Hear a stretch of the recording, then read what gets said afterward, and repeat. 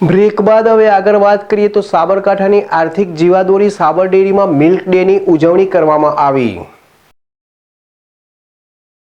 સાબરકાંઠા તેમજ અરવલ્લી જિલ્લાની આર્થિક જીવાદોરી ગણાતી સાબર ડેરી દ્વારા આજે ઈડરના સદાતપુરા ગામે મિલ્ક ડેની ઉજવણી કરાઈ હતી, જ્યાં દૂધના ઉજ્જવળ ભાવિ સહિત પશુપાલકોને પડતી વિવિધ સમસ્યાઓના નિરાકરણ માટે પાયારૂપ રજૂઆતો થઈ હતી।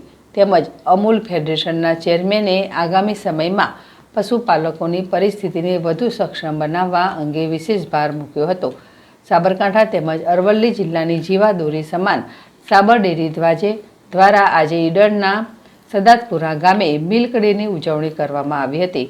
આ અંતર્ગત સાબર ડેરી તેમજ અમૂલ ફેડરેશનના ચેરમેન સામરભાઈ પટેલ સહિત મોટી સંખ્યામાં સહકાર વિભાગના આગેવાનો અને ઈડર વિસ્તારની મોટાભાગની તમામ મંડળીઓના ચેરમેનો સેક્રેટરીઓ હાજર રહ્યા હતા।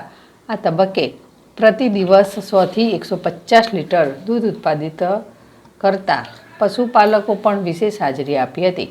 જોકે સાબર ડેરી દ્વારા છેલ્લા કેટલાક સમયથી પશુપાલકોના દૂધ ઉત્પાદનને વધારવા માટે છેવાડાના તાલુકાઓમાં મિટિંગોનું આયોજન કરાઈ રહ્યું છે।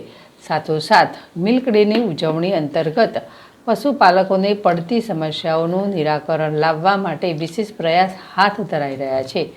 ત્યારે આજે ઈડર ખાતે મિલ્ક ડેની ઉજવણી અંતર્ગત આગામી સમયમાં ભારત અને અમૂલ બ્રાન્ડની વિશેષ રજૂઆત કરવામાં આવી હતી। દિન પ્રતિદિન વધતા જતા દૂધ તેમજ દૂધ ઉત્પાદનોના વૈશ્વિક બજાર મામલે હજુ પણ દૂધ તેમજ દૂધ ઉત્પાદકોનું ભાવિ ઉજ્જવળ હોવાનું જણાવ્યું હતું।